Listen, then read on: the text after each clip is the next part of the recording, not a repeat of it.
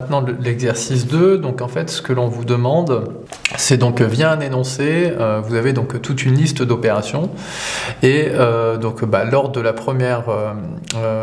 question, en fait on vous demande simplement de lister en fait sur chacune des opérations le fait générateur, donc la date du fait générateur et la date de l'exigibilité de la TVA.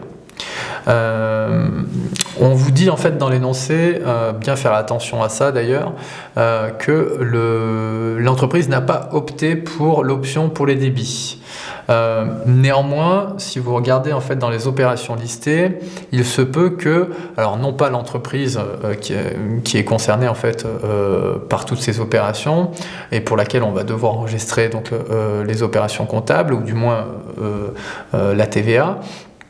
Celle-ci n'a pas opté pour les débits, mais il se peut que les tiers avec qui elle fait des opérations commerciales, eux, ont opté pour l'option pour les débits. Donc, ce qui fait que,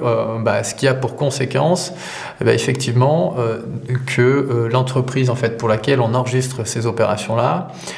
donc concernant une opération dont le fournisseur lui a opté pour les débits, nous on devra effectivement prendre cette situation en compte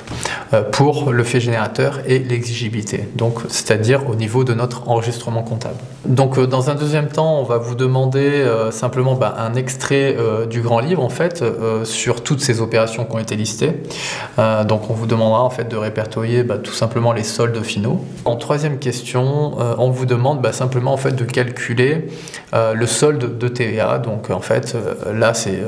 un calcul de compensation entre la TVA collectée et la TVA déductible, et donc du coup soit on a une TVA à décaisser, soit on a un crédit de TVA, donc un report de TVA.